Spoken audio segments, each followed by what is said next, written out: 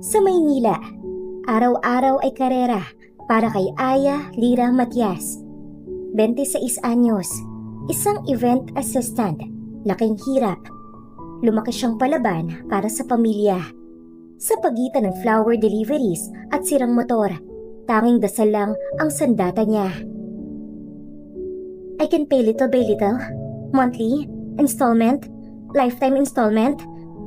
Hindi ko mabayaran ng buo, pero huhulog-hulugan ko, promise. Sa kabilang banda, si Dimitrios Kid Villaraza. 32 years old, ay bilyonaryo at kilalang business tycoon. Gwapo pero masungit. Isang lalaking sanay makuha ang gusto niya kahit kabayaran pa ay ang puri ng iba. You want to pay me back? Then, give me something no money can buy. Your virginity. Isang gasgas na kotse ang nagsimula ng isang love story na bumangga sa damdamin nila. Mula sa ines, suntok at kontratang may presyo, unti-unti nilang natutunan ang halaga ng respeto, pamilya at pag-ibig. Magkaibang mundo, magkaibang prinsipyo. Sa dulo, puso pa rin ang magtatakda. Hanggang saan kayang dalhin ng isang suntok ang pagmamahalan.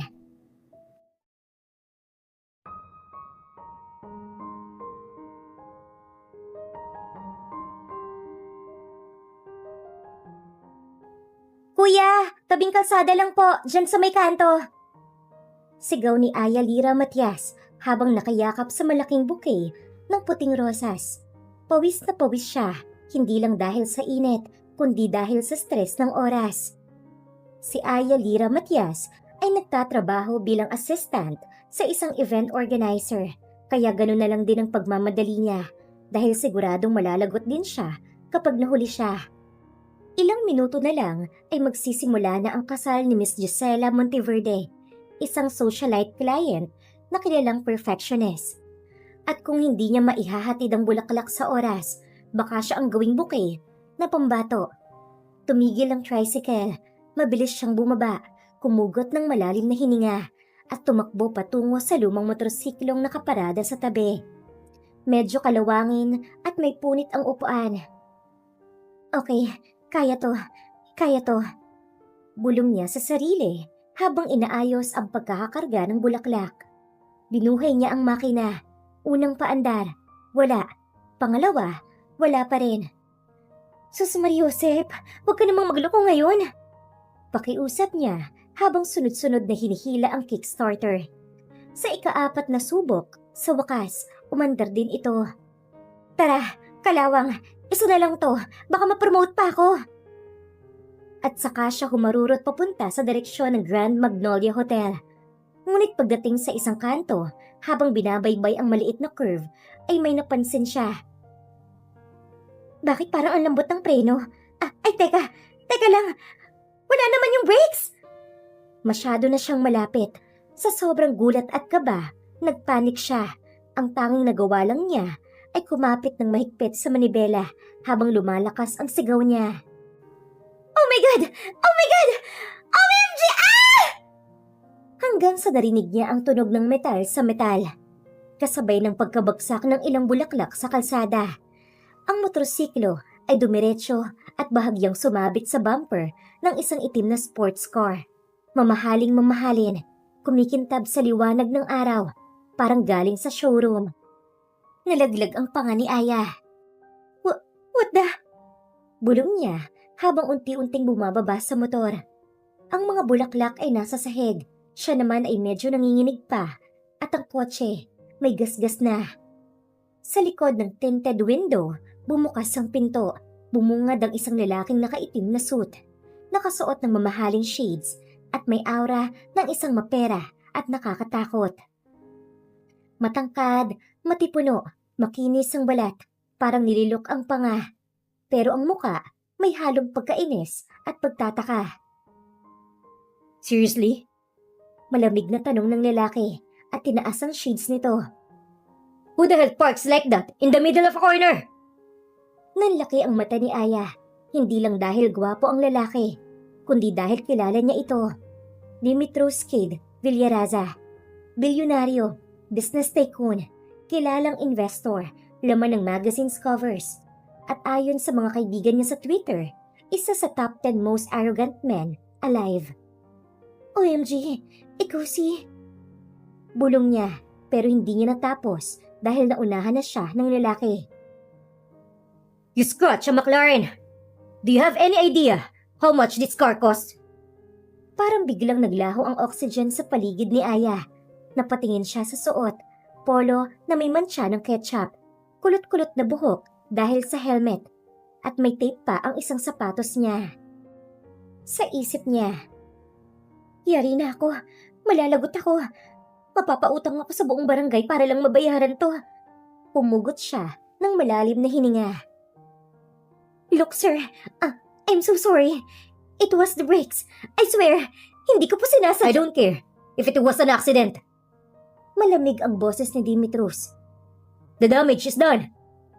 So what are you going to do to pay for it? I can pay little by little. Monthly, installment, lifetime installment. Hindi ko mabayaran ng buo pero huhulog-hulugan ko. Promise. Tumaas ang kilay ng lalaki at saka dahan-dahang lumapit. Tinignan siya nito mula ulo hanggang paa. You want to pay me back? Ani nito. Then give me something. No money can buy. Napakagatlabi si Aya. Ano pong ibig niyong sabihin? Ngumisi si Dimitros at nakakalokong hinaplos ang mukha niya. Your virginity. Nanigas ang katawan ni Aya. Halos lumuwa ang mata niya. Ano? You heard me. Lihim na napangiti si Dimitros nang makita ang gulat niyang muka. You want to pay the price? That's the price. Para siyang binuhusan ng yelo. Hindi siya makapaniwala sa narinig niya. You're disgusting! Hindi mo pwedeng gamitin ang pera mo para apak-apakan ang pagkatao ng iba! Nag-init ang buong katawan niya. Mabilis ang tibok ng puso hanggang sa bigla niyang tinaas ang kamay. Isang suntok ang tumama sa ilong ni Dimitros. Napaatras ito, tumilapo ng Ray-Ban shades at bumagsak sa semento.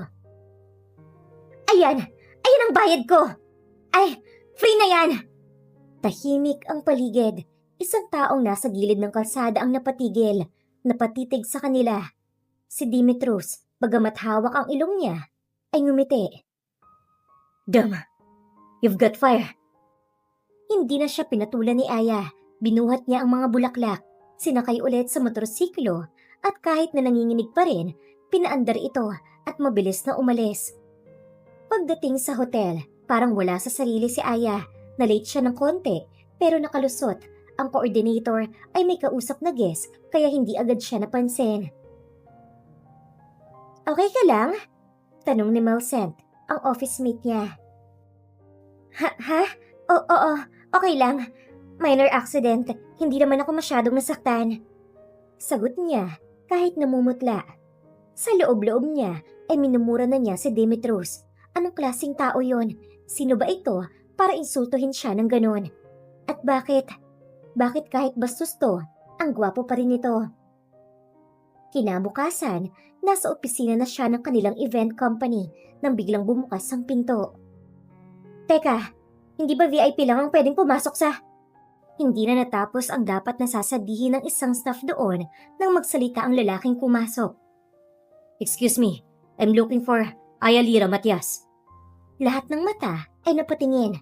Nasa harap nila ngayon si Dimitros Cade Villaraza, nakaitim na suit, polished shoes, Ray-Ban shades na naman, at may hawak na bouquet ng pulang rosas, na literal ay mas malaki pa sa Christmas tree sa plaza.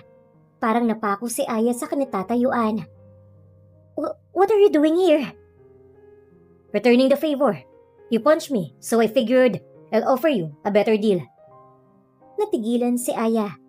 Napalingalinga siya at nakitang nakatutok nga ang mga paningin ng mga kasamahan niya sa kanila ni Dimitros. Paniguradong pagchichismisan na naman siya ng mga ito, kaya kinuha niya ang kamay ni Dimitros at hinila ito patungo sa lugar na hindi sila maririnig at tago. At saka nito iniabot ang isang sobre. Bumukas ang bibig ni Aya pero walang lumabas na salita. Binuksan niya ang sobre at nakita ang isang kontrata. At ang laman? Halagang hindi kayang tapatan ng lifetime salary niya. Kahit pa magtrabaho siya habang buhay. Tumingin siya sa lalaki. Ano to? Offer. For a private agreement. Take it or leave it. Humiti ito, nakakainis ng ngiti. Hindi niya alam kung maiiyak siya, magagalit o maguguluhan palalo. Paano ay naroon din sa kontrata ang virginity niya na akala ay binibenta niya yon. Gusto niya ulit suntukin ang binata. Walang salitang umalis siya sa harap nito at hindi na ito muling nilingon. Malamig ang hangin sa loob ng ospital pero mas malamig ang pakiramdam ni Aya habang nakaupo sa plastik na bangko sa gilid ng silid ng kanyang ina. Tahimik ang paligid. Ang tunog lang ng makina na nakakabit sa oxygen tank ang maririnig. Kasabay ng mahinang hinga ng kanyang ina na tila lumalaban sa bawat pagbuga ng hangin. Maputla na ito, masyado nang namayat. Sa loob-loob ni Aya, parang pinipiga ang puso niya. Pumasok ang doktor, bitbit ang clipboard at may seryosong ekspresyon sa muka. Miss Matias, kailangan na nating isailalim si Ma'am Lourdes sa angioplasty. Sa loob ng susunod na 2 linggo. Kung hindi, maaaring lumalap ang kondisyon niya. Magkano po ang kailangan, Dok? Estimate pa lang, pero nasa mga 400 to 500,000 pesos. Mas mabuti kung mas maaga para hindi na lumala. Hindi agad nakasagot si Aya. Tila natuyo ang lalamunan niya. Pinilit niyang ngumiti kahit nangingilid ang mga luha niya. Sige po, Dok. Gagawan ko ng paraan. Tumango ang doktor at maingat na lumabas ng silid. Pagkaalis nito, hindi niya na napigilan. Tumulo ang luha mula sa kanyang mga mata. Lumapit siya sa kama ng ina. Hinawakan ng payat nitong kamay at dahan-dahang hinaplos. Nay, sorry kung hindi ko kayo agad nadala sa ospital. Pasensya na kung palaging delay ang gamutan niyo. Hindi ko naman kayo pinababayaan, Nay. Ginagawa ko po talaga ang lahat. Napatingin siya sa kapatid niyang si Lian, isang 12 anyos na bata na nakatulog sa upuan habang yakap ang kanyang school bag. May notebook pa itong bukas sa kandungan. Puno ng math exercises. May biglang tumusok sa dibdib ni Aya para bang kahit gaano siya kasipag, kulang pa rin. Wala silang ama. Naaksidente ito noong si Lian ay 3 taon pa lang. Mula noon, si Aya na ang tumayong haligi ng tahanan. Ang sahod niya bilang assistant ay hindi pa din sapat. Mahigit kalahati ng kita niya ay diretsyo sa gamot, upa at tuition fee ni Lian. May mga buwan pang kailangan niyang umutang sa tindera sa kanto para lang may makain sila. Habang pinagmamasdan niya ang ina, unti-unting pumasok sa isip niya ang kontrata ni Dimitrios. Halagang hindi niya kayang kitain kahit 10 taon siyang walang pahinga. Gusto niyang batukan ng sarili. Pinunit niya ang envelope kahapon. Iniwan ang lalaki at ang kanyang nakakainsultong offer. Pero ngayon, parang bumabalik ang lahat. At masama man sa pandinig, totoong nangangailangan siya. Makalipas ang 2 araw, nandoon siya sa harap ng isang napakalaking gusali sa Ayala. Villaraza Corporation. Ang logo pa lang ay mukhang pang-Time magazine na. Baka sa mukha ni Aya ang pag-aalinlangan. Nakaslacks siya at puting blouse. Niramlang niya ang sapatos mula kay Milcent. Pilit niyang pinapanatili ang kumpiyansa at kahit nanginginig ang tuhod niya. Pumasok siya sa lobby at agad na sinalubong ang receptionist. Good morning, ma'am. May appointment po kayo? I'm here to see Mr. Dimitrios Villaraza. Sabihin niyo na lang po, Aya Lira Matias. Tinignan siya ng babae mula ulo hanggang paa. Waring sinusukat, pero maya-maya lang ay tumango ito at may pinindot sa intercom. Pagkatapos makipag-usap, ay tinignan siya nito. Ma'am, you may take the private elevator. He's expecting you. Halos masamid si Aya. Expecting her? Pagdating niya sa pinaka-top floor, bumukas ang elevator at sinalubong siya ng malawak at modernong opisina na parabang sa pelikula. Glass walls, carpet floor, at may sariling bar sa sulok. Nakita niya si Dimitrios, nakaupo sa harap ng glass wall, nakatalikod habang may hawak na baso ng kape. You came. Hindi siya kaagad nakasagot. Wala akong choice. Humarap si Dimitrios tulad ng dati. Nakaitim itong suit pero ngayon walang shades. Ang mga mata nito ay nakatitig lang sa kanya. Seryoso pero parang may pinipigil. So, naisip mong ibenta ang virginity mo sa isang aroganteng estranghero? Napakagatlabi si Aya, nanginginig sa inis at hiya. Hindi ako pumunta dito para magbiro ka. And I'm not joking. Tumayo to, lumapit sa kanya at inabot ang upuang nasa likod niya. Sit down, Aya. Umupo si Aya, bagamat naninigas ang likod. So tell me, why? Tumingin siya sa kanya, mata sa mata, walang paligoy-ligoy. My mom is dying. Kailangan ng $500,000 para sa operation. My brother is still in school. May mga utang kami. Ayokong may mamatay sa pamilya ko na hindi ko man lang nailaban. Tahimik si Dimitrios, hindi siya nagsalita. Ilang saglit bago ito tumayo at kinuha ang folder mula sa drawer. Nilapag nito yon sa mesa. That contract, same amount, same condition. Sign it, and the money will be transferred today. Tinitigan ni Aya ang folder. Hindi siya agad gumalaw. Kinagat niya ang labi. Umiikot ang mundo niya hanggang sa may napansin siya sa mata ng lalaki. Parang may halong pagkadismaya. Bigla nitong hinablot ang folder at pinunit sa harap niya. Anong ginagawa mo? I-pass the test. Test? Nakaawang ang labing tanong niya. Yes, I wanted to see if you were the kind of woman who would sell herself for money. Halos mapatayo si Aya sa inis. So pinaglalaroan mo lang ako? Gusto mong malaman kung mababa ang tingin ko sa sarili ko? Alam mo bang ilang gabi akong hindi makatulog kakaisip kung tama ba tong desisyon ko? Alam mo bang halos ilubog ko ang konsensya ko para lang makita kang hayop ka? And yet, you still came. Tumingin si Dimitrios sa kanya ng seryoso, pero maya-maya ay bigla itong umisi. Mabilis na hinawakan nito ang ilong niya na kinainis niya lang lalo. You came, not because you wanted to, but because you had that too. That means something. Hindi na alam ni Aya kung maiiyak ba siya o susuntukin ulit ang lalaki. Iniisip na lang niya na may sayad ito sa ulo. Ano ba talagang gusto mo? Ngumisi si Dimitrios, ngiting hindi nagyayabang, kundi parang may halong paghanga. Gusto na kitang kilalanin. Nagtagpo ang tingin nila, ang tahimik. Walang nagsasalita sa kanila, pero parang may kakaibang koneksyon silang naramdaman. And for the record, I admire you. Tumayo si Aya. Hindi niya na alam kung galit pa ba siya o nabunutan ng tinik. Basta ang alam lang niya, hindi siya pinilit. At kahit papano, napanatili pa rin niya ang prinsipyo niya. Huwag mo akong subukan ulit, Dimitrios. I won't, but I'm not done with you yet. Lumabas si Aya ng opisina nang hindi lumilingon.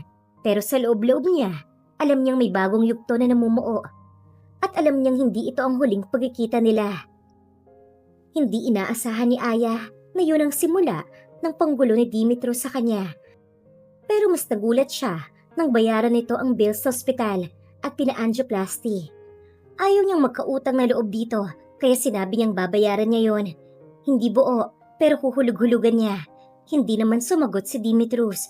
Mukhang ayaw pang tanggapin yon ngunit wala nang magawa. Ang sabi ko, hindi ko na siya babalikan. Yun ang mariing linya ni Aya habang sinasandok ng fishball si Lian sa maliit nilang kusina. Suot niya ang lumang t-shirt ng papa nila at ang buhok niya ay nakaban gamit ang lapis. Ate, huwag kang magalit. Pero ang gwapo talaga ng lalaking nanuntok mo. Binibigyan niya ako ng gamit sa school, ate. Lian! Natawa ang bata. Halatang iniinis lang siya. Totoo naman. Tapos ngayon mo lang ulit binuksan yung tsinelas na may fur. Galing yan kay mama yan, di ba ate? Di mo ginagamit yan pag walang special na okasyon. Hoy, nilalamig ako. At dahil hindi sa kanya yun ha? Napailing si Aya habang pinipilit na huwag mapangiti. Ayaw niyang aminin sa sarili na mula nang makita ulit si Dimitrios, may kung anong baliw na parte ang puso niya. Curious. Simula nang mapunta siya sa opisina nito, ay ginugulo na siya nito. Pagkaraan ng ilang araw, isang tawag ang natanggap niya mula sa head coordinator nila. Aya, pasensya na ha, pero ikaw ang pinili ni Madam Conchita Villaraza para sa birthday party niya. Bigatin yun, hindi siya tumatanggap ng kahit sino. At ito ang twist, siya ang lola ni Dimitrios. Natigilan si Aya, hindi agad nakasagot, halos malaglag niya ang cellphone. Teka ma'am, wala bang ibang pwedeng i-assign? Nope, ikaw ang gusto niya. Apparently, nabanggit ka raw ni Mr. Villaraza na may tapang at kulay ka. Tapang at kulay? Ano ako, marker? Pero wala na siyang nagawa. Dumating ang araw ng party. A garden celebration sa mansyon ng Villaraza family para itong wedding reception ng isang royal family. May orchestra, fairy lights, chocolate fountain na parang niyog sa laki. At mga bisitang ang mga alahas ay pwede nang ipambayad sa national debt. Dala ni Aya ang clipboard, suot ang beige na blazer at maliit na headset. Serious mode na siya noon. Hanggang sa may humawak sa clipboard niya mula sa likod. You look adorable. Napalingon siya, halos masubsob ang ilong sa dibdib ng lalaki. Mabangong mabango. Suot na naman ang paborito nitong itim na suit. Wala na ba itong ibang kulay na suit? Tigilan mo ko may trabaho ako. Exactly, kaya ako nandito. I want to make sure you're doing it perfectly. As if ikaw ang boss ko. No, just the sponsor of your client. Napakurap si Aya. Pero bago pa siya makaresback, lumapit ang isang matandang babae na may malaking pearl necklace at fancy na sombrero. Si Madam Conchita Villaraza. You must be Aya Matias. I like you. Hindi ka plastic. I can smell fakes from 10 meters away. Straightforward na saad nito. Ngumiti si Aya, medyo awkward pa. Salamat po. Babawi po ako sa trabaho. Oh, no need. Just do your thing. Humarap ito sa apo nito. Dimitri, escort her and make sure she doesn't faint again from your charm or not to punch you dahil sa kayabangan mong bata ka. Napangiwi si Dimitrios, marahan na bumuntong hininga. Wala po siyang amnesia, Lola. Matagal na siyang immune sa akin. Nang makaalis ang matanda, ay sinamaan siya ng tingin ni Dimitrios at tinalikuran nito. Habang abala si Aya sa pag-aasikaso ng mga guests, hindi siya tinatantanan ni Dimitrios para itong aninong laging nasa paligid niya. Sa gitna ng party, lumapit ito ulit sa kanya. Pustahan tayo. Pag natapos ang party ng walang aberya, makikipag-dinner ka sa akin. At kung may aberya? Ako ang makikipag-dinner sa'yo, sa bahay niyo. Hindi ako nagpapakain ng mayabang. Hoy, huwag kang ganyan. Favorite ko pa naman ang sardinas. Kunin mo yung kayabangan mo. Umirap pa si Aya. Habang tumatawa si Dimitrios sa pagiging sarkastiko ni Aya, dumaan sila sa buffet area. May waiter na nagmamadali habang bitbit ang isang malaking cake na may fireworks sa ibabaw. Nagkabanggaan sila ni Dimitrios habang sinusubukan nitong takasan ang isang buzzing insect. Hoy, may! Too late. Diretsyong tumama ang mukha ni Dimitrios sa Black Forest cake. Buhos ang cream. Natanggal ang coat. At may cherry pang dumikit sa ilong niya. Lahat ng bisita ay napatigil. Natahimik. Si Aya, pigil na pigil ang tawa. Pero hindi niya kinaya. Mr. Black Forest! Oh my God! Nagsimula nang mag-click ang mga cellphone ng guests. Nakunan ang buong eksena. Si Dimitrios, mabait pa rin. Ngumiti habang nililinis ang muka gamit ang panyo ni Aya. Nagawa pa nitong kumindat sa kanya. Masarap pala, pero mas masarap pag ikaw ang nagsubo. Tinulak ni Aya ang mukha nito nang ilapit nito yun sa kanya. Iyak! Baka mamaya ikaw pa ang lamunin ng cake. As long as you're watching, I'm willing to make a fool of myself. Napaawang ang labi ni Aya sa sinabi nito sa kanya. Hindi niya inaasahan yun. Sa kabila ng nakakatawang eksena, hindi niya maiwasang pansinin kung gaano kalambing ang tingin nito sa kanya habang nahuhuli niya itong nakatingin sa kanya. Matapos ang party, habang nililigpit ni Aya ang natitirang gamit, nilapitan siya ni Dimitrios sa gilid ng fountain ng garden. Tahimik muna silang dalawa. Thanks for making my lola happy. And for laughing at me. Parang matagal ko nang hindi narinig yung ganong klaseng tawa eh. Well, medyo nakakatawa ka talaga. Sa sobrang yabang mo. Buti hindi ka kinidnap ng cake. May kulang lang kasi sa akin. At ano naman yon? Yakap. Natigilan si Aya. I grew up with expectations. Pero walang nagyakap sa akin na parang importante ako bilang tao. Laging kailangan maging ganito. Kailangan maabot mo to. That's why I'm fascinated with you. You're messy, loud, clumsy. Pero totoo ka.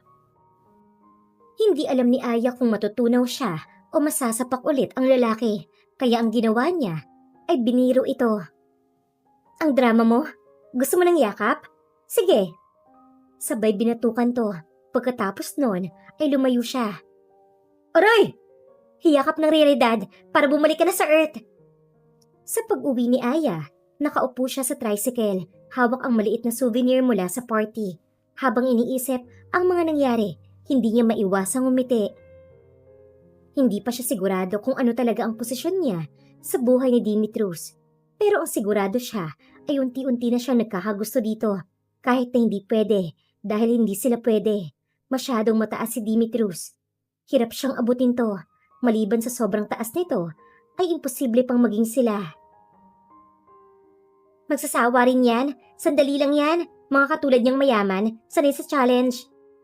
Yun ang sinabi ni Millicent habang pinupunasan ang mga crystals na centerpiece ng bagong client nilang si Mrs. Yi. Nakapamewang si Aya habang tinitignan ng bouquet na kulay peach sa lamesa. Isa yun sa mga dumating kaninang umaga. Fresh, Ecuadorian roses na may kasamang kape, ensaymada at sticky note. Don't skip lunch.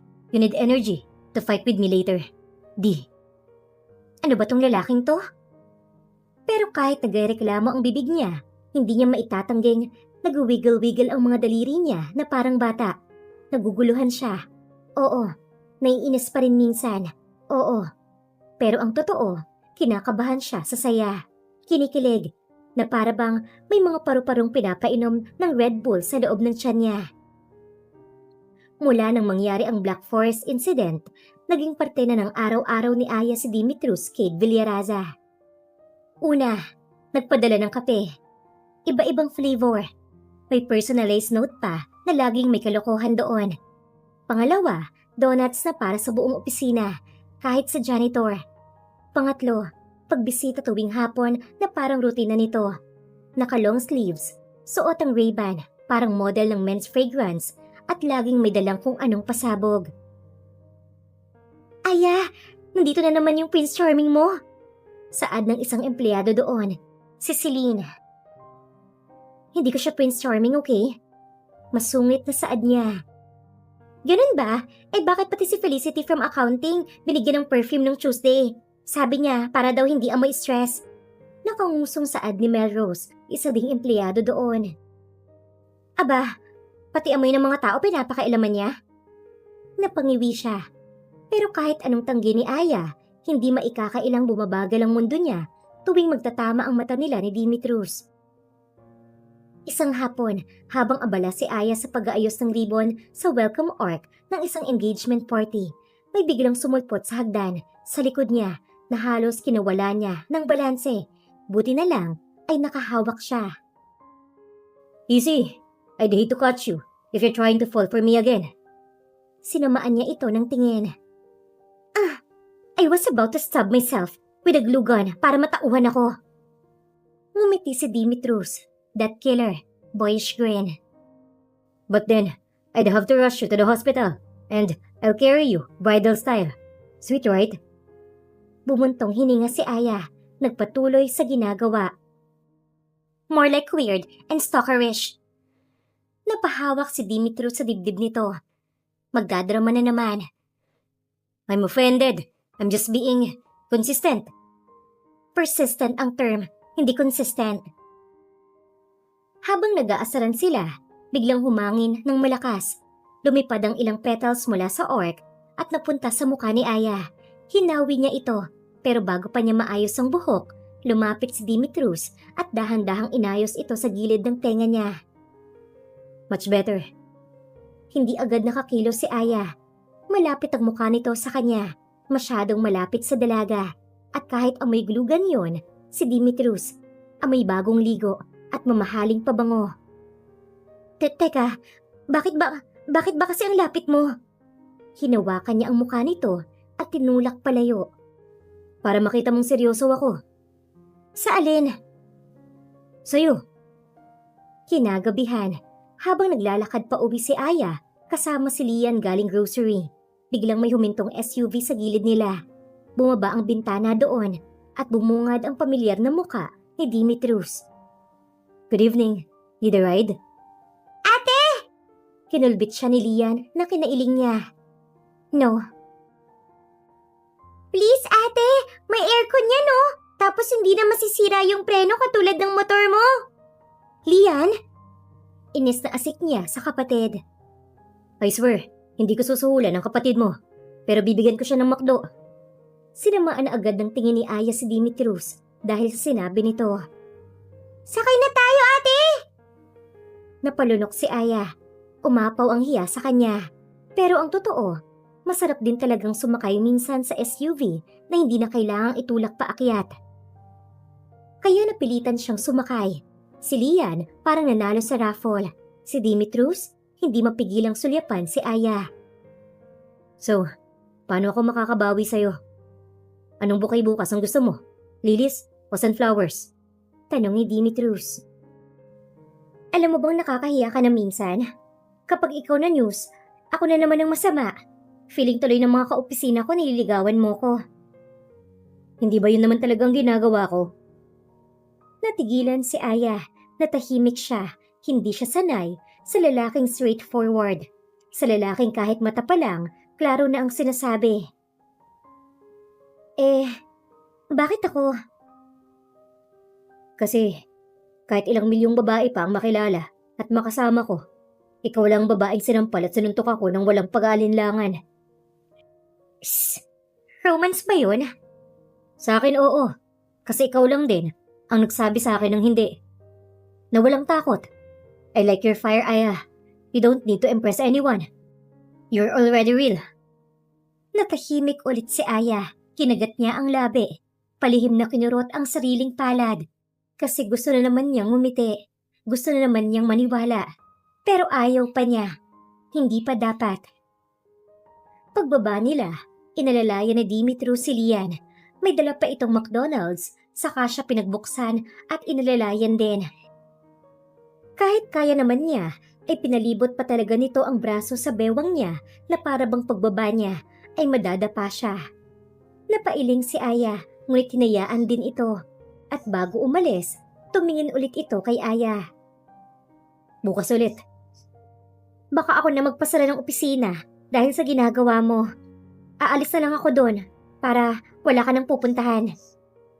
Kahit saan ka lumipat, susunduin kita. Kumindat pa talaga ito sa kanya at hinaplos ang ulo niya bago umalis. Sa loob ng kwarto, habang pinupunasan ni Aya ang mukha ni Lian at tinatakpan ito ng kumot, napabuntong hininga siya. Tumabi siya sa bintana, kumawak sa rehas at tumingin sa langit. Bitbit pa rin ang amoy ng pabango ni Dimitrios. Naalala niya ang haplos nito sa buhok niya. Ang titig, ang mga salitang tila hindi scripted. Parang totoo. Hindi siya sanay sa ganito. Sa hindi pilit na ngumiti. Sa taong bigla na lang sumulpot at ginulo ang tahimik niyang mundo. Baka patay na patay ka nga sa akin, Dimitrios Kid. Ang tanong, papayag ba akong mahulog din sa'yo kung alam kong hindi naman tayo bagay sa isa't isa? Mahinang tanong niya sa sarili. Sa ilalim ng malamlam na bituin, hindi niya napansin ang ngiti sa kanyang labi habang inaalala ang mukha ng lalaki. Hindi niya maiwasan. At doon nga niya napagtanto na minsan, kahit pilit mong iwasan ang tao na nagugustuhan mo, kusa itong bumabalik. At kapag ganoon ang puso, wala kang laban, kundi ang tanggapin na lang. Magpapadala ba ulit siya ng bulaklak ngayong umaga? Tanong ni Millicent habang nag-aayos ng projector para sa client presentation. Sino? Sagot ni Aya habang nagpe-prepare ng seating chart. Sino pa ba? Si Mr. Mystery Bouquet mo? Si Sir Cake? Sir Sticky Note? Sir, hindi pa ako sinasagot pero laging nandito. Si Dimitrus! Ay, ewan ko sa kanya. May trabaho ako. Hindi lagi nakabantay ako sa kanya. Pero habang sinasabi niya yon, lumingon siya sa pinto. Wala.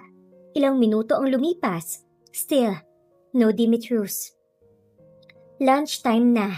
Pero wala pa rin. Wala ring bouquet. Wala ring text. Wala. Zero. At sa kung anong dahilan, parang may kumurot sa dibdib ni Aya. Anong problema mo? Di ba gusto mo ngayong tahimik? Walang naliligaw sa'yo. Wala kang commitment. Focus sa pangarap. Focus sa pamilya. Tapos ngayon aarte ka dyan? Kastigo niya sa sarili. Pero hindi siya mapakali. Pagbalik niya sa table, lumapit si Celine. Aya, may bisita ka raw sa baba. Babae po. Sobrang ganda. Foreign looking. Nagpakilalang fiancé ni Mr. Villaraza. Fiancé? Biglang bumigat ang dibdib ni Aya. Parang sinampal ng malamig na tubig. Hindi niya na hinintay pa ang sunod na sasabihin ni Celine. Bumaba agad siya at doon niya nakita. Isang matangkad na babae na may platinum blonde hair. Nakasuot ng beige designer dress at naka-cross arms habang pinagmamasdan siya. You must be Aya. Dimitri told me about you. Quite amusing. Really. Nakangiwing saad nito. Nakapag-English, sis? Englishera si ate.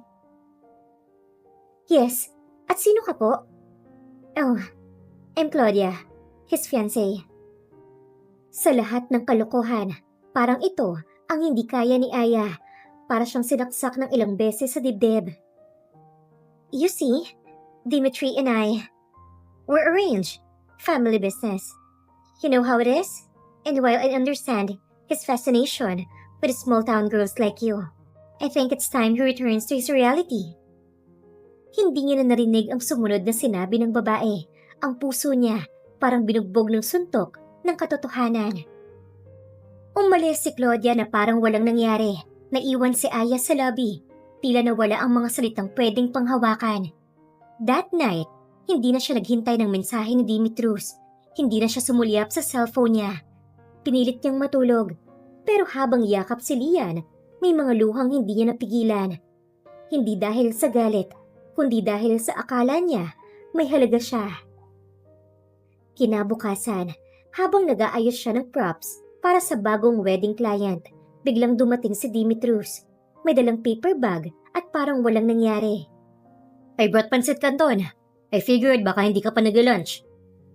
Hindi siya kumibo o simpleng sabihin na hindi niya ito pinansin. Nagkunwaring hindi ito narinig. Bakit pa ba ito naroon at ginugulo siya gayong may fiancé naman to? Okay, that's weird. Hindi ka na galit or sobrang galit ka na? Lumingon si Aya, malamig ang mga mata. Fiancé ha? Natigilan si Dimitrus, bumaba ang hawak na bag. Sinabi niya sa'yo? Hindi ba dapat ako ang nagsabi nun sa sarili ko? Hindi ba dapat pinapaalam yon? I deserve at least honesty, Dimitrus. Seryosong saad niya. Sinubukan itong lumapit sa kanya, ngunit umiiling na humakbang siya paatras. Wala akong balak itago. Wala rin akong balak pakasalan si Claudia. That arrangement was made when I was 17. I thought it was long bird. Please. May pagmamakaawang saad nito. May takot pa siyang nahimigan sa boses nito nang muli siyang humakbang paatras. So anong tawag mo sa pagpunta niya dito at pagbida niya sa akin na fiancé mo siya? Manipulation. Gusto niyang kunin ulit ako. Gusto niya ako ibalik sa mundong gustong iwasan ko. And I'm not going back there. Not anymore. Parehas silang natahimik. Humugot ng malalim na hininga si Dimitrus. Sa wakas ay nahawakan ng kamay niya. Kasi nakita ko na ang mundong gusto ko. And it's here. with you. Tumingin si Aya.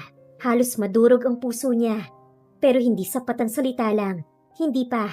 Paano niya masisiguradong totoo nga yun? Ito na nga ba ang kinatatakutan niya? Hindi ako igugupit mong larawan sa kalendaryo ng buhay mo. Kung gusto mong maging totoo ako sa'yo, kailangan mong putulin ng tali sa likod mo. Mas seryosong sabi niya. Kinaplos si Dimitrios ang pisngi niya. Hindi siya umiwas sa pagkakataong iyon. I'm trying. Binawi ni Aya ang kamay niya at doon umatras. Mas malayo sa naging pwesto niya kanina. Then try harder.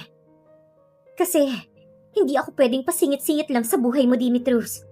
Hindi ko ugaling pumasok na lang sa buhay ng taong nakatali na sa iba. That's not my thing. Lumalayo ako. Malayong malayo. Umalis si Aya. Naiwan si Dimitrios sa hallway ng opisina. Hawak pa rin ng pansit kanton. Makalipas ang ilang araw. Walang bulaklak. Walang kape. Walang Dimitrios. Pero isang umaga, may dumating na delivery guy. May dala itong envelope. Walang pangalan. Pero sa loob nito, isang picture ng isang engagement ring na mukhang mamahalin at katabing papel. Mukhang iyon ang engagement ring nila ni Claudia na minsan hindi niya nakitang suot ng lalaki. This ring is no longer in my possession. I'm also letting go of the past because you're my present, my future. If you let me, D. Kasama rin doon ang court document. Nagdeklara ng legal withdrawal sa engagement contract. Hindi makapaniwala si Aya. Ginawa nga niya. Napaupo siya sa bench, hawak ang papel, hawak ang damdaming hindi niya kayang itago. Kinagabihan, dumating ang SUV sa harap ng bahay. Hindi na siya pinuntahan, siya na ang lumabas. Bumukas ang pinto at nandoon si Dimitrios. Simple lang ang suot, wala ang shades, wala ang pabango, wala ang kayabangan doon. No gifts, no flowers, no gimmicks. Nakangiting tumango siya. That's a first. Kasi this time, sarili ko lang ang handog ko.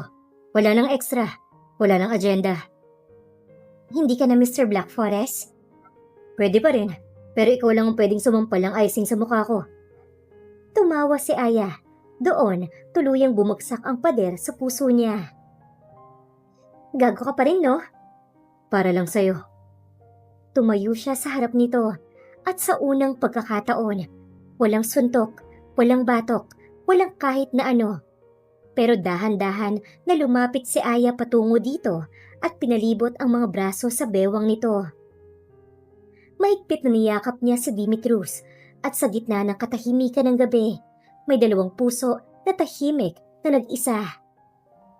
Maagang nagising si Aya kinabukasan, hindi dahil sa alarm clock, kundi dahil sa tawag ng ospital. Sa unang tunog pa lang ng telepono, kumabog agad ang dibdib niya. Agad siyang bumangon, suot pa ang lumang t-shirt at halos madapa pa sa pagmamadaling sagutin to. Miss Matias, gising na po ang nanay niyo. Masayang balita ng nurse sa kabilang linya. Tila bumagal ang mundo ni Aya. Napakapit siya sa mesa habang pinipilit pigilan na ang luha. Ilang araw na rin siyang halos hindi makakain sa kakaisip. Pero ngayong narinig niya ang salitang gising, para bang biglang may liwanag ulit. Wala nang paligoy-ligoy. Nagbihis siya at lumabas ng bahay. Nasa labas na si Dimitrios, nakasandal sa SUV habang may hawak na dalawang paper bag. Good morning. Bati nito nang nakangiti. I brought breakfast. Akala ko sabay tayong pupunta sa ospital. Hindi na siya nagtanong kung paano nalaman ni Dimitrios. Basta sumakay na lang siya. Habang nasa biyahe, tahimik lang sila. Hawak ni Aya ang phone pero wala siyang naitype. Panay ang tingin niya sa bintana. Pagdating sa ospital, agad siyang tumakbo papunta sa kwarto ng nanay niya. Dahan-dahan niyang binuksan ang pinto. Nay? Doon niya nakita ang pinakamasayang tanawin sa buong linggo. Gising na ang kanyang ina. Nakasandal sa kama. Maputla, ngunit nakangiti. Aya. Mahina pero malinaw na tawag ng nanay Lourdes niya. Anak ko. Lumapit siya at agad niyakap ang ina. Maingat na huwag tamaan ng dextrose. Hindi niya mapigilang humikbi. Nay, salamat po. Hindi niya alam kung ilang minuto silang ganon, pero naramdaman niyang may isa pang tao sa likod niya.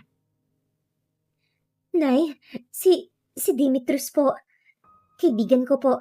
Siya po yung tumulong sa atin. Ngumiti ang ina ni Aya at mataman na tinignan si Dimitrios.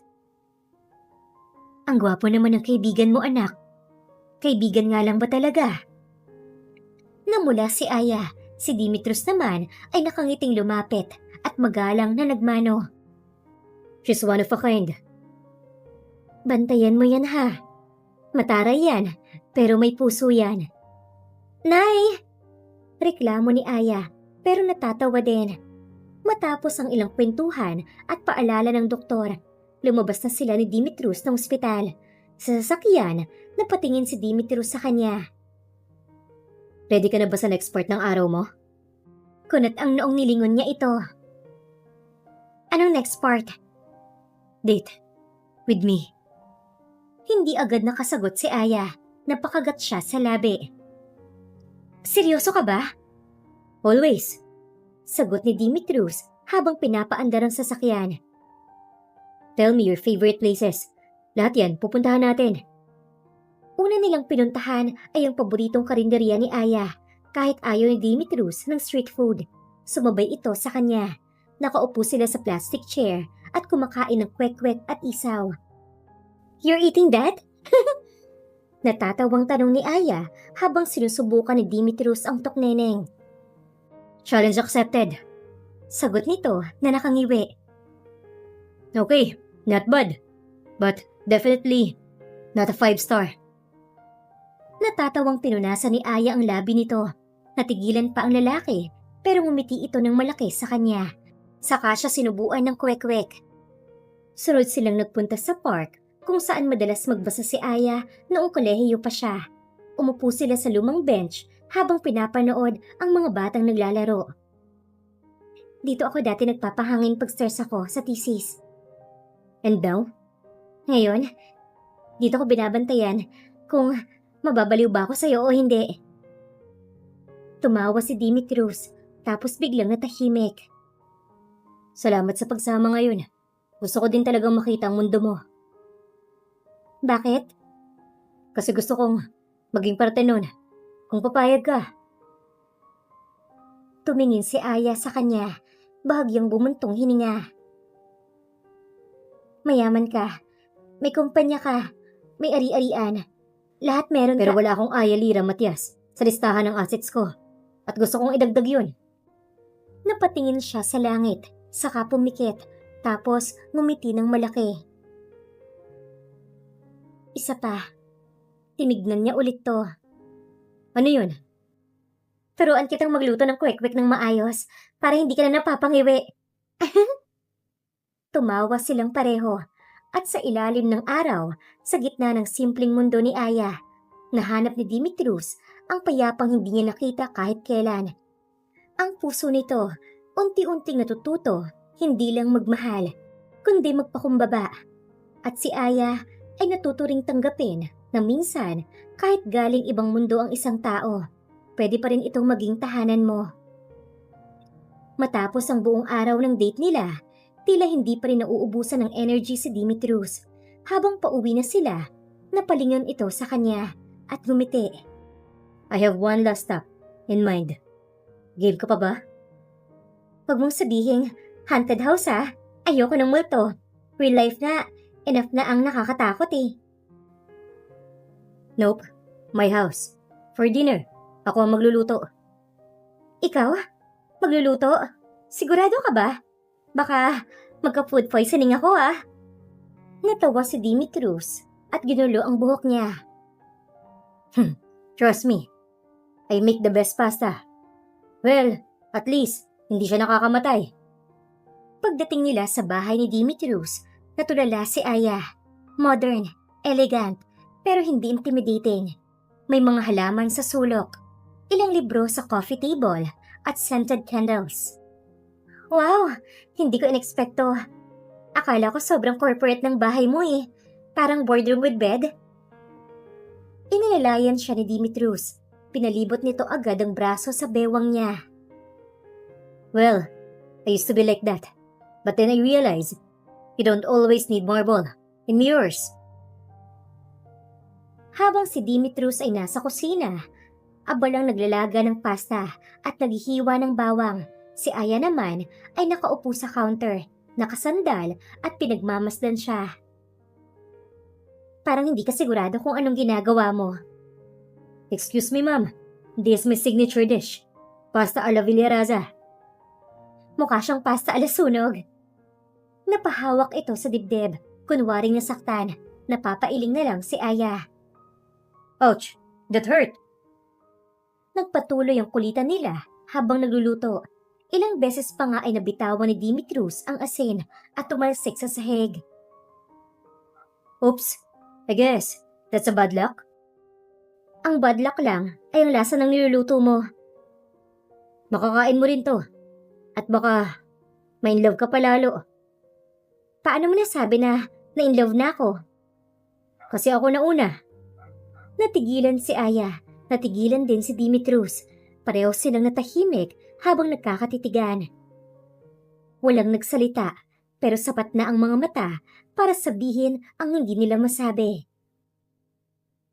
Pagkatapos ng hapunan, na surprisingly ay masarap naman. Naupo sila sa sofa, may hawak na tig-isang wine glass. Tahimik ang paligid, maliban sa mahihinang tunog ng jazz music sa background. Alam mo, kahit ilang deal na ang napirmahan ko, ilang awards na ang nakuha ko, iba pa rin yung kaba kapag ikaw ang kaharap ko. Humugot ng malalim na hininga si Aya. Huwag mo kong sanayin sa ganito. Bakit hindi? Kasi kapag nawala ka, masakit. Ayoko ng ganyan, kaya habang maaga pa, tigilan mo na. Tumabi si Dimitrios sa kanya, hinawakan ng kamay niya. Hindi ako mawawala. Sinong tangang iiwan ka, Aya? Hindi ako magsasayang ng oras kung iiwan lang din kita. Dahan-dahan na lumapit ang mukha ni Dimitrios at doon siya'y nalikan nito. Mas lumalim, mas mariin, hanggang sa naging mas mapusok. Tumayo si Dimitrios at marahang hinila si Aya. Hindi siya tumutol. Sa halip, kumapit ito sa kanya. Binuhat siya ni Dimitrios at dinala sa kwarto nito. Ang gabing yun ay naging mas importante sa kanila dahil doon nila pinaramdam ang pagmamahal nila sa isa't isa. Kinabukasan, dahan-dahang nagmulat ng mata si Aya. Nasa dibdib siya ni Dimitrios. Ang braso nito ay nakayakap sa kanya. Ramdam pa rin niya ang sakit sa katawan, hindi dahil sa pagsisisi, kundi dahil first time niya. Huminga siya ng malalim. Magkahalong kilig, takot at pagkalito ang nararamdaman niya. Hindi ko binenta ang sarili ko, pero nakuha mo pa rin ako. Nagsalubong ang kilay ni Dimitrios dahil sa sinabi niya. Tumingin ito sa kanya, marahang hinaplos ang buhok niya. Saka nito sinapo ang magkabilang pisngi niya at pinagdikit ang noo nila. Aya, listen to me. I never wanted your body. I never needed it. As payment. Yung sinabi ko dati, it was stupid, arrogant, and uncalled for. Akala ko kasi noon, lahat ay mabibili. Pero ikaw lang, ang nagpamukha sa akin na may mga bagay na hindi nasusukat ng pera. Pero nangyari pa rin. Yes, pero hindi dahil binili kita. Nangyari to dahil mahal kita. Dahil gusto kitang mahalin sa paraan na tapat, buo at walang kapalit. Tumitig si Aya sa kanya, tuluyang bumagsak ang luha niya. Hindi ako sanay sa ganito.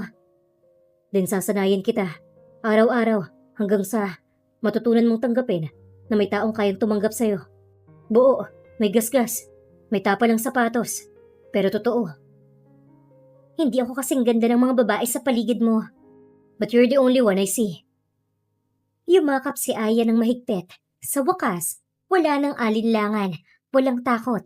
Ang puso niya, binigay na rin niya, hindi bilang kabayaran, kundi bilang pagpili. Dahil sa mundo ni Dimitrios, siya lang ang babaeng hindi nabibili. Pero nakuha ang buong puso ng lalaking akala ng lahat ay hindi marunong magmahal. Muli silang natulog ng umagang iyon. Pagkatapos siyang pakainin ni Dimitrios, ay siya naman ang kinain nito. Kahit masakit pa ang katawan niya, ay hindi siya nagpapigil. Naunang nagising si Aya, tanghali na noon. Nakaunan pa rin siya sa braso ni Dimitrios. At bahagya pa siyang napangiti habang pinagmamasdan ang maamong mukha nito. Ngunit ang katahimikan ay naputol ng isang malakas na sigaw. "Dimitrios Kid Villaraza!" Sigaw ng isang matandang boses sa labas ng pintuan. Nagising si Dimitrios. Nagkatinginan silang dalawa. Parehong nagulat. "Oh no! Lola mo ba yon?" Unfortunately, yes. She doesn't knock twice. Magbihis ka na, babe. We're in trouble. Bago pa sila makatayo, bumukas na ang pinto at tumambad sa kanila ang matandang babae. Matikas ang tindig, nakapustura at may dalang payong na mukhang hindi lang panangga sa araw, kundi pagpalo na rin. Nanlaki ang mga mata nito sa nakita. Si Dimitrios na walang pang itaas at si Aya na nakabalot pa rin ng comforter. "Santa Maria! Inakyat mo agad sa kwarto! Hindi mo man lang pinakilala muna! Dimitrios Kid Villaraza!" Agad nitong sinara ang pinto. "Magbihis kayong dalawa! Mag-uusap tayo sa sala!" Parang tinamaan ng kidlat si Aya.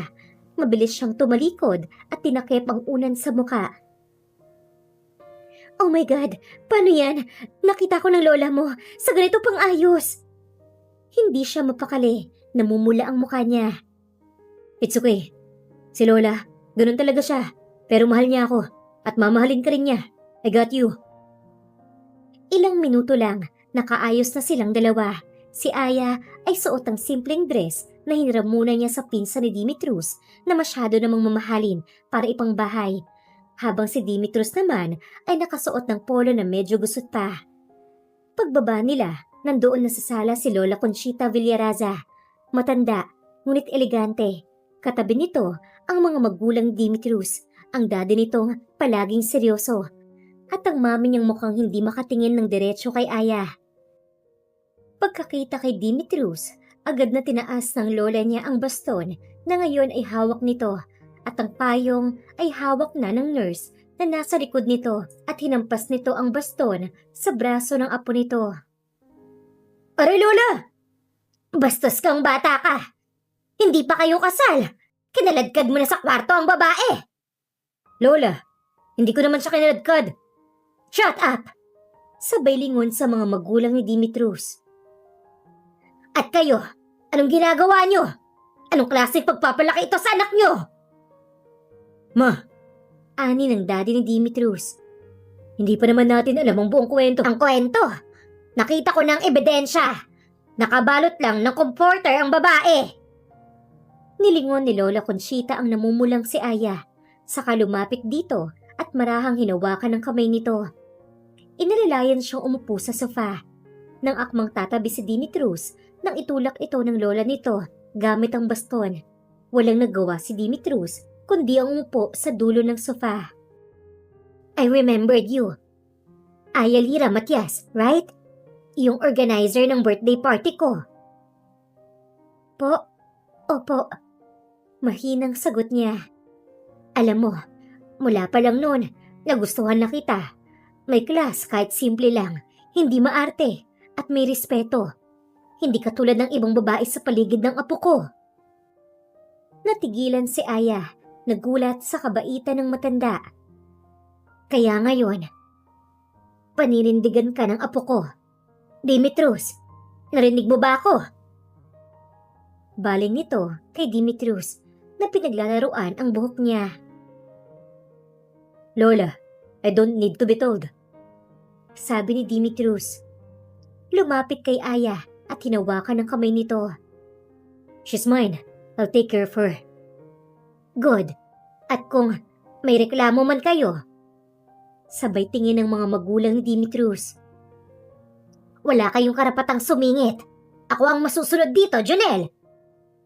But mother, I'm talking. Huwag kang makialam. Vera, baka nakakalimutan nyo. Ako ang nagtatag ng Villaraza name. Kaya kapag nagreklamo kayo ay mawawala yan sa inyo. So hush! Tinapat pa nito ang kamay sa mukha ng magulang ni Dimitrios. Napangiwi ang mga magulang niya at tahimik na lang ang lahat habang ang lola ang bida sa kwento. Si Aya hindi pa rin makapaniwala sa bilis ng mga pangyayari. Maya-maya, kinuha ni Lola ang cellphone at sunod-sunod ang pinindot. Hello, Stella! Dalhin mo na lahat ng layet sets. Yung bago ha, yung imported. Oo, ngayon din. Apo ko ang tatay. Si Aya ay halos mabilaukan sa sinabi ng matanda. Apo? Lola, hindi po ako buntis. Just let her, babe. You can stop Conchita Villaraza. Kung anong gusto niya, yun ang masusunod. Bulong ni Dimitrios. Next week, mabubuntis ka na rin yan. Well, just in case, prevention is good, but preparation is better. Ilang minuto pa, dumagsa sa mansyon ang sunod-sunod na mga delivery vans. Mula roon ay bumaba ang mga staffs na nakaputi, bit-bit ang mga cart. Crib na gawa sa imported na maple wood, baby clothes na nakabalot pa sa silk, feeding bottles na parang gawa sa crystals, stuffed toys na mas mahal pa sa cellphone ni Aya, at isang bassinet na may music player ng Mozart. Napaupo si Aya sa couch, nanlalambot. Si Dimitrios naman ay halos mapahagalpak sa tawa. Lola, hindi nga buntis si Aya. Sumama ang mukha ng matanda. Ang magulang ni Dimitrios ay nakasandal lang sa sofa, mukhang sanay sa matanda. Bakit? Ayaw mo ba ng anak, Dimitrios Kid? Hindi mo ako bibigyan ng apo. Gusto mong ikaw ang bigyan ko ng baby bat kit, ha? Lola naman, darating din tayo dyan. Huwag magmadali. Vera, ipasok mo na sa guest room yung gamit. Pansamantala, sa master bedroom muna si Aya. At ikaw, Dimitrios, sa kabilang kwarto ka. Bawal muna magsama. Nakita ko na nga kayong dalawa. Huwag yun ang dagdagan ng stress ko. Napailing si Aya. Uuwi po ako sa bahay la. Walang kasama ang kapatid ko eh. Nasa ospital pa kasi si nanay. Saka hindi naman po kami kasal ni Dimitrios para magsama sa isang bahay. Napatango na lang ang matanda. Naintindihan ang sinabi niya. Ilang segundo pa ay lumapit lalo si Lola kay Aya at hinaplos ang braso niya. Iha, huwag kang matakot. Hindi kita hinuhusgahan. Alam ko ang puso ng apo ko. Hindi siya nagdadala ng babae sa bahay nang ganun lang. Kung ikaw ang pinili niya, ibig sabihin, mahal ka niya. Tumulo ang luha ni Aya. Salamat po, Lola. Hindi ko po alam kung paano ko ilalagay ang sarili ko sa ganitong sitwasyon. Pero nagpapasalamat po ako na tinanggap niyo ako. Wala yun. Basta mahalin mo lang ang apo ko at huwag mo siyang pahirapan masyado. Medyo sensitive yan pag hindi pinansin. Lola! Hay nako, huwag kang maarte. Halika, Aya. Sabayan mo akong magmerienda. May binig akong apple pie. Tignan natin kung may gana ka pang kumain kahit ganyang namumutla ka. Dahil sa matinding emosyon, pagkagulat at saya, ay napayakap si Aya kay Lola Conchita. Ngayon niya unang naramdaman na kahit hindi siya lumaki sa marangyang pamilya, may isang pamilya na handang tumanggap sa kanya. At habang si Dimitrios ay nanonood sa gilid, nakangiti lang ito. Sa loob-loob niya, tama ang lola niya, ito ang babaeng gusto niyang panindigan. Tahimik ang paligid ng bahay ni Aya. Naroon si Dimitrios para samahan si Aya. Doon kasi pinatulog ng nanay niya si Lian sa ospital. Naroon sila ni Dimitrios sa bubong ng lumang bahay ng mga Matias. Nakahiga doon, magkatabi. Magkahawak kamay, nakatingala sa mga bituin na waring sumasaksi sa love story nila. Umihip ang malamig na hangin. Pinaayos na ni Dimitrios ang bubong na dati may tagas. Pero hindi niya pinapalitan ng kahoy na sahig doon. Gusto niyang panatilihin ang nostalgia. Ngayon, tahimik lang silang dalawa. Walang cellphone, walang ingay, walang kahit anong distraction maliban sa buntong hininga nila. Alam mo ba, pambabasa ni Dimitrios sa katahimikan, ang boses ay malumanay na tila alon sa gabi. Ikaw lang babaeng kayang sigawan ako. Napangiti si Aya, na natiling nakatingala sa langit. Hindi ka proud doon, no? Actually, Humigpit ang hawak ni Dimitrios sa kamay niya. I am. Kasi ikaw din ang unang babaeng hindi natakot sa akin. The first one who said no. Hindi dahil galit ka, pero dahil may paninindigan ka. You didn't care na mayaman ako. You didn't care kung sino ako. And for the first time in my entire life, someone looked at me, not with admiration, but with defiance. And I never felt so alive. Natahimik si Aya. Ramdam niya ang bigat ng salitang yon. Hindi lang ito papuri, kundi pag-amin. Hindi niya alam na ganoon pala ang naging epekto niya kay Dimitrios. Dahan-dahang bumangon ang lalaki. Umupo ng maayos at kinuha ang maliit na kahon mula sa bulsa ng coat nito. Nang lumingon si Aya, nakita niya ang seryosong mukha nito. May konting kaba, pero determinado sa gagawin. Dimitri? Gulat na napaupo din siya. I've never planned this. Wala akong script, wala akong rehearsal. Pero lahat ng to, desisyon ng puso ko. Binuksan ni Dimitrios ang kahon, isang simpleng singsing na may kalakihan at makinang na diamante. Napatakip siya ng bibig. Aya Lira Matias, hindi mo alam kung gaano mo ko nabago. I used to think I had everything. Money, fame, connections.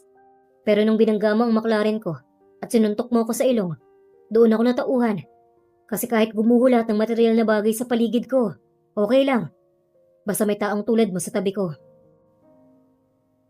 Lumuhod ito sa gitna ng bubong. Wala itong pakialam kung makita man sila ng kapitbahay. Kung may madulas pa sa bubong o kung tumahol ang mga aso sa ibaba.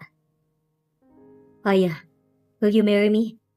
Hindi bilang babae na kailangan kong panindigan, kundi bilang babaeng gusto kong makasama habang buhay. Natigilan si Aya.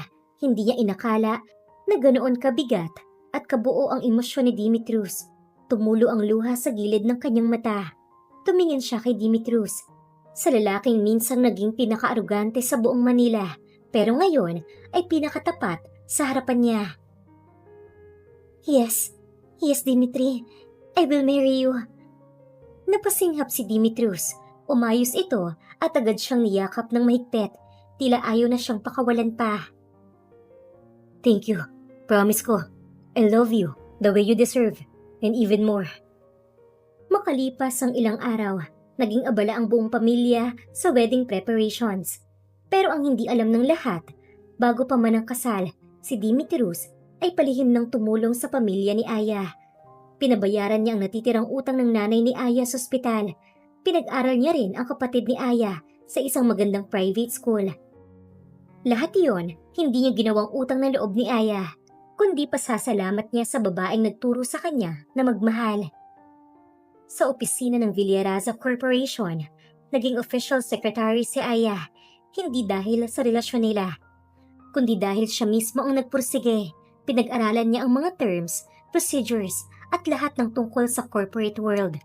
Hindi siya nagpahuli, kahit palaging nakakaramdam ng pressure sa bagong environment. Miss Matias, bunga ni Dimitrios sa intercom habang nasa loob si Aya ng sariling desk cubicle. Yes, Mr. Villaraza? Sagot niya habang pinipigilan ng tawa. Can you bring me the report for Project Aurora? And yourself. Please bring yourself. Napailing si Aya. Sir, baka po marinig kayo ng HR.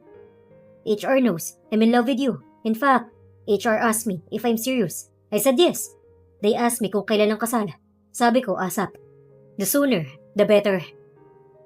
Pagkapasok niya sa office, sinalubong siya ng rosa sa mesa ni Dimitrios at isang sticky note. Para sa babaeng mas mahalaga pa, sa quarterly profit report. Hindi napigilan ni Aya ang mapangiti. Lumapit siya sa mesa ni Dimitrios, dala ang mga papeles. Pero sa halip na kunin lang nito, hinila siya nito paupo sa kandungan nito. Dimitri, Nasa office tayo. Office romance to. I know, this is your fault. Ang ganda mo kasi kapag focus eh. Parang gusto kong guluhin ka minuto. Hinampas niya ang balikat nito. Behave. Bulong niya, pero hindi niya naitago ang kilig. Tinapik niya ito sa noo. Later, after work. Promise? Promise. 3 taon ang lumipas. Sobrang bilis ng panahon, pero kina Aya at Dimitrios, tila isang iglap lang ang lahat. Mula sa bungguan sa kalsada, suntok sa ilong, biruan, kilig, hanggang sa pag-iibigang tinibay ng pagsubok at paninindigan. Ngayon ay mag-asawa na sila at higit pa roon, magulang na rin. Isang araw ng Sabado, masayang naglalaro si Aya at Dimitrios sa garden ng ancestral house ng Villaraza. Nasa picnic blanket sila, kasama ang 3 taong gulang nilang anak na si Kilium Lucian Villaraza. Kulot ang buhok, matatalas ang mga mata gaya ng ama, pero may ngiti at boses na parang kay Aya. Catch me, Daddy! Sigaw ni Kilium habang tumatakbo sa damuhan. Come here, little monster! Sigaw ni Dimitrios habang hinahabol ito na parang bata rin. Suot niya ang simpleng t-shirt at maong shorts na malayo sa dating business tycoon na laging nakasuot. Ay nako, pareho kayong bata! Sigaw ni Aya habang inaabot ang juice box para kay Kilium. Pero hindi niya maitago ang saya habang pinagmamasdan ng dalawa. Naupo si Dimitrios sa tabi niya, pawisan pero nakangiti. Umupo si Kilium sa gitna nila, pinagitnaan ng mga magulang. May iniisip ako, Han. Wika ni Dimitrios habang pinupunasan ng tisyo ang pawis sa noo. Ano na naman yan? Tanong ni Aya habang inaayos ang buhok ng anak gamit ang isang kamay. Gusto ko pa sanang 2. Kambal siguro. Baka pwede na tayong mag-practice mamaya, Han. Napatawa si Aya at siniko ito sa tagiliran. You never stop, no? Hindi ko kaya eh. Hindi ko kayang tumigil sa pagnanais ng mas marami pang moments na tulad nito. Iba talaga, Han eh. This right here, this is what I never thought I needed. Natahimik silang 3. Si Kilium ay abala sa pag-inom ng juice habang inaabot ang toy car. Si Dimitrios naman ay seryosong nakatingin kay Aya. You know, nung una kitang nakita, hindi ko alam kung maiinis ba ako, matatawa, o mataturn on. Pero the moment you punch me, na-inlove ka na kaagad. Actually, hindi pa. Nalito lang ako kasi never pa ako sinaktan ng babae. Physically and emotionally na ganun ka-intense. Pero habang tumatagal, habang mas nakikilala kita, I realize ikaw pala ang bagay na kulang sa buhay ko. Hindi pera, hindi negosyo, hindi kapangyarihan. Ikaw. Hinawakan niya ang kamay ni Aya. At sa lahat ng natutunan ko sa buhay, ito ang pinakamatindi, na hindi mo kailangang hanapin ang taong perpekto. Ang kailangan mo lang, yung taong totoo, totoong magmamahal, totoong magalit kapag kailangan, totoong tatawanan ka, totoong yayakapin ka sa gulo. And you, Aya, ikaw lahat yun. Lumuluha na si Aya, pero ngiti pa rin ang nangingibabaw sa mukha niya. Hinawakan niya ang pisngi ni Dimitrios at hinaplos ito. Alam mo bang, nung una, takot na takot ako sa'yo. Akala ko noon, isa ka lang sa mga mayayamang lalaki na wala nang ginawa kundi gamitin ang kapangyarihan nila para tapakan ng mga katulad ko. Pero nung unti-unti kang nagbago, hindi. Mali. Nung unti-unti kong nakita kung sino ka talaga, doon ako humanga at doon kita minahal. Hindi si Dimitrios Villaraza, the billionaire, kundi si Dimitrios Cade, dama na kayang sumayaw ng TikTok para lang mapatawa ang anak niya. Han, confidential yun. Too late. I already sent the video to your board of directors. Traitor ka talaga, Han. But that's fine. You're my traitor. You're mine. Forever. Niyakap niya si Aya ng mahigpit. Hinalikan ng noo nito habang si Kilium ay abala sa pagguhit sa notebook niya ng mga batang stick figure na may hawak na lobo. Maya-maya pa, dumating ang pamilya ni Aya, ang kanyang nanay na malusog na at palangiti, pati ang kanyang kapatid. Sumunod naman ang pamilyang Dimitrius, kasama pa si Lola Conchita na agad yumakap kay Kilium. Dito ka nga, apo kong paborito, ani Lola habang kinukurot ang pisngi ni Kilium. At kayo, sabay tingin kina Aya at Dimitrius. Pag niyo akong biguin ha, gusto ko ng apo na babae sa susunod, ayoko ng puro lalaki. Lola, slow down. Sinong slow? Ako nga itong excited na. Kaya magplano na kayo. And Aya, sabay hawak sa kamay niya. Salamat sa lahat, sa pagbago sa apo ko, sa pagbukas ng pinto para sa pamilya. Hindi ka na ibang tao sa bahay na to. Ikaw ang liwanag ng pamilya namin. Napaluha si Aya, hindi siya makapaniwala na mula sa pagiging assistant event organizer na nalulubog sa utang, ngayon ay isa ng ina, asawa ng lalaking minsan ay pinakaayaw niya at bahagi ng pamilyang mayaman, hindi lang sa yaman kundi sa pagmamahal. Kinagabihan, habang nasa kwarto na sila ni Dimitrius, mahimbing na natutulog si Kilium sa crib sa gilid. Nagkatinginan silang dalawa sa ilalim ng dilaw na ilaw ng lampshade. Ang bilis ng panahon, no? Yeah. But every second with you, worth it. Salamat, Dimitri. Hindi lang dahil tinulungan mo kami, kundi dahil minahal mo ko. Buong buo, walang pag-aalinlangan. Hindi ako tumulong dahil kailangan mong bayaran yung ginawa ko. Tumulong ako dahil hindi ko kayang hindi ka suportahan. Kasi mahal kita. At kapag mahal mo ang isang tao, lahat ng meron ka, gusto mong ibigay. Hindi dahil gusto mong sukli, kundi dahil gusto mong siya rin ay maging buo. Sana lahat ng love story may Dimitrius Kid Villaraza. Ngumiti si Dimitrius at hinaplos ang buhok ni Aya. At sana lahat ng lalaki makahanap ng sariling Aya Lira Matias. Matapang, totoo, at kayang suntukin ang ego mo kapag lumaki. I love you, Han. Sobrang mahal din kita, Han. Hinagka ni Dimitrius ang labi ng asawa. Sa katahimikan ng gabi, habang ang anak nila ay himbing na natutulog. Magkatabi silang mag-asawa, yakap ang isa't isa. Buo na ang kanilang mundo, wala nang kulang, wala nang dapat patunayan. At sa huli, sa bawat halakhak, luha at alaala, isa lang ang natutunan nila sa kabila ng lahat, sa gitna ng gulo at kabaliwan ng buhay. Kapag pag-ibig ang naging batayan, lahat ay posible. At sa dulo ng lahat, sila pa rin ang pinili ng isa't isa. Na pinili pa rin nilang magmahal, manatili, at sabay harapin ang bukas. Ang kwento ni Aya at Dimitrius ay nagturo na kahit gaano kakaiba sa isang tao, magkaibang mundo, magkaibang ugali, at magkaibang pangarap, ay darating ang panahon na mauunawaan mo na ang tunay na pag-ibig ay tungkol sa pagyakap sa buong pagkatao ng isa't isa. Si Aya ay lumaki sa hirap, puno ng responsibilidad, at palaging inuuna ang pamilya, samantalang si Dimitrius ay lumaki sa mundo ng ginto at impluwensya. Ngunit sa gitna ng pagkakaibang ito, natagpuan nila ang isa't isa at pinili ang pagmamahalan. Ipinapaalala ng kwento na hindi hadlang ang kahirapan o pagiging ordinaryo para mahalin at pahalagahan ang isang tao. Minsan, kung sino pa ang simpleng tao, ayun pa ang may pusong kayang magbago ng isang tao. Ang tunay na relasyon ay hindi perpekto, pero kapag pinili mo ang taong mamahalin mo araw-araw, sa hirap o ginhawa, yun ang totoong happy ending.